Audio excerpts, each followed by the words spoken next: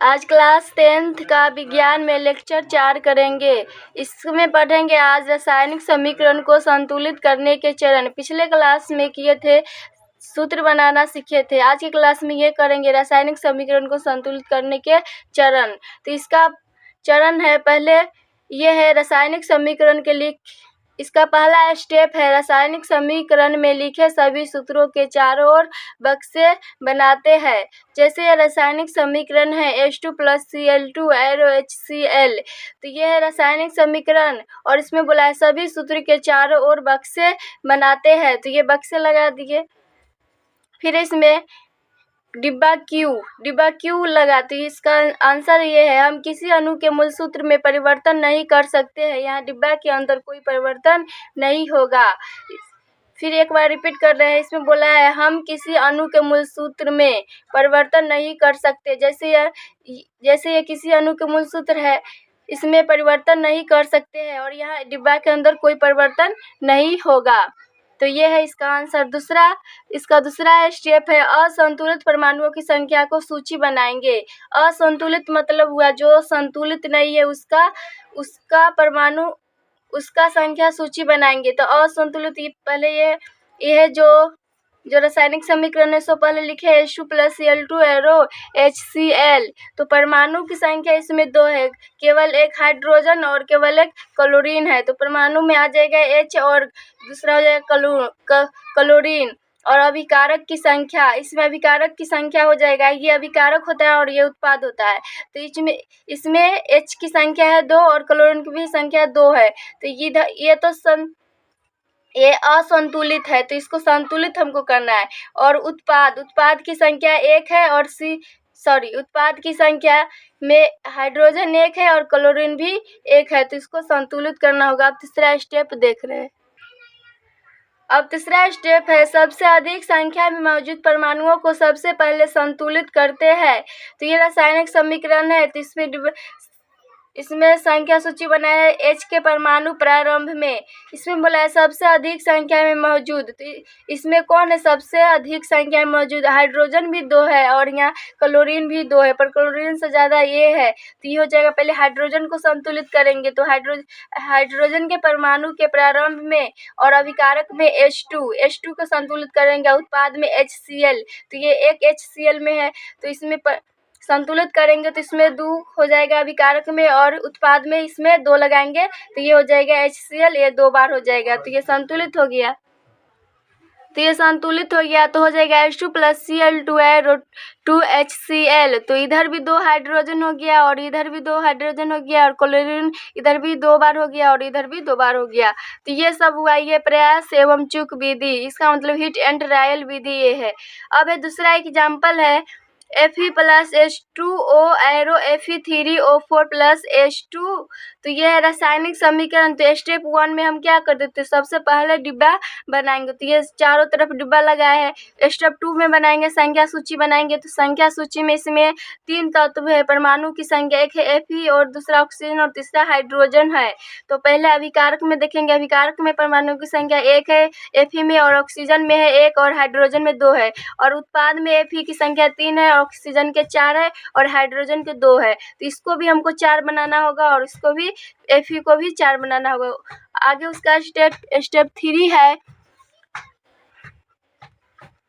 तो तीसरा स्टेप कहता है सबसे अधिक परमाणुओं की संख्या का सूची बनाएंगे। सबसे अधिक इसमें हो जाएगा ऑक्सीजन को चुना। तो ऑक्सीजन को पहले करेंगे संतुलित। तो O परमाणु मतलब ऑक्सीजन परमाणु के प्रारंभ में और अभिकारक में 1 है और उत्पाद में हो जाएगा 4 और संतुलित करने हेतु तो संतुलित करेंगे अभिकारक में, तो इधर 4 लगाएंगे तो 4 H2O में हो जाएगा और उत्पाद में भी 4 हो जाएगा। तो ये हो गया संतुलित। तो ये सब हुआ असंख्य संतुलित समीकरण। तो ये हो गया Fe + 4 लगाया है H2O में, तो 4 H2O एरो Fe3O4 + H2O।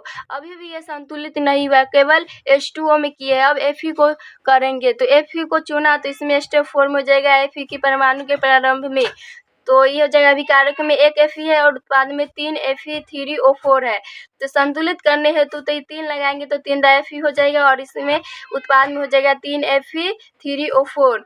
इसमें हो जाएगा 3 Fe प्लस, Fe में 3 लगाया तो 4 H2, फिर इसमें हो जाएगा एरो Fe3O4 प्लस H2O।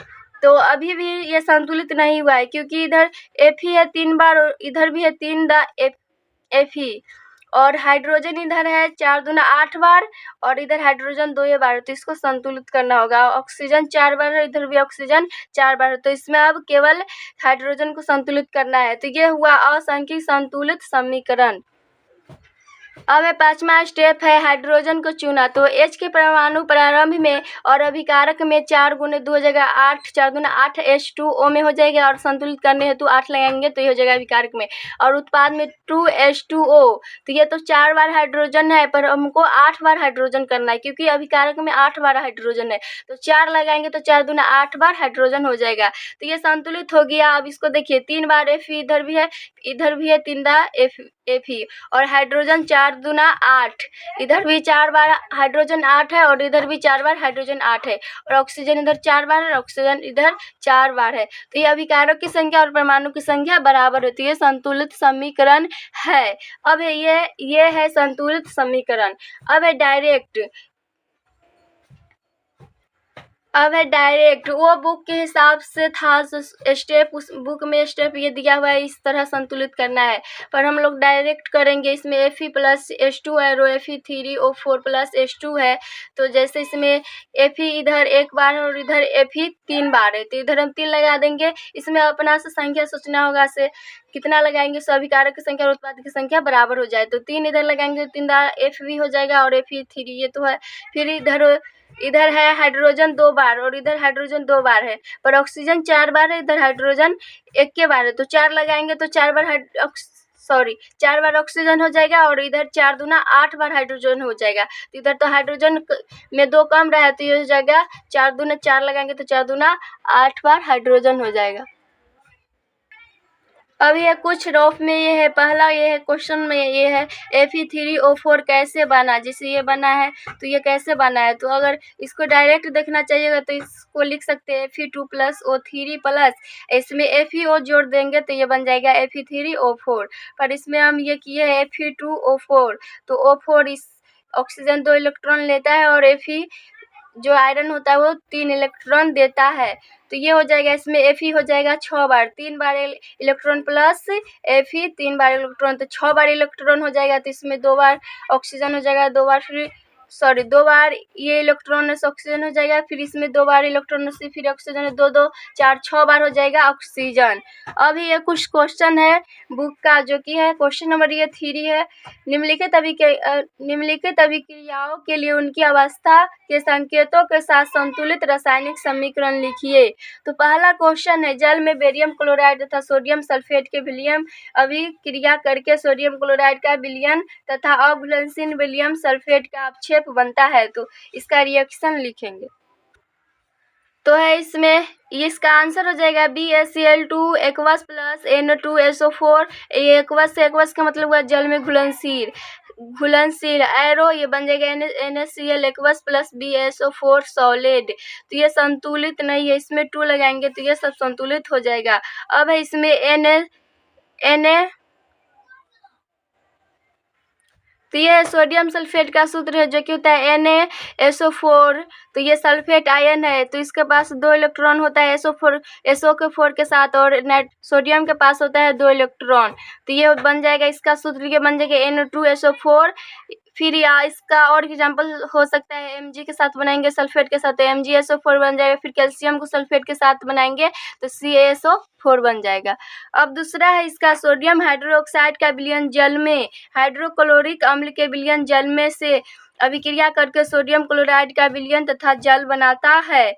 तो ये है सोडियम हाइड्रोक्साइड। तो हाइड्रोक्साइड का होता है OH पर, जो कि -1 इलेक्ट्रॉन होता है, जो कि इसका सूत्र होता है OH हाइड्रोक्साइड आयन। तो इसमें बोला है सोडियम हाइड्रोक्साइड का विलयन, तो Na सोडियम का हो जाएगा Na और हाइड्रोक्साइड का हो जाएगा OH, जो कि इस पर माइनस के चार्ज होता है और सोडियम पर प्लस का चार्ज होता है। तो इसके पास 1 इलेक्ट्रॉन होता है और इसके पास भी 1 इलेक्ट्रॉन होता है, तो दोनों का साझा हो जाएगा, तो ये हो जाएगा NaOH बन जाएगा। तो इसका आंसर हो जाएगा तो इसमें बोला था सोडियम हाइड्रोक्साइड, तो सोडियम हाइड्रोक्साइड ये हो जाएगा NOH एक्वस प्लस, एक्वस का मतलब हुआ जल में घुलनशील। आगे है हाइड्रोक्लोरिक अम्ल के विलयन, तो हाइड्रोक्लोरिक का होता है HCl, तो ये भी हो जाएगा जल में घुलनशील। एरो, तो ये बन जाएगा, इसमें बोला है अभिक्रिया करके सोडियम क्लोराइड विलयन तथा जल बनाता है, तो सोडियम क्लोराइड का होता है NaCl जो कि होता है जल में घुलनशील प्लस और विलयन तथा जल में बनाता है, तो और बनेगा इसका साथ साथ जल H2O जो कि होता है लिक्विड।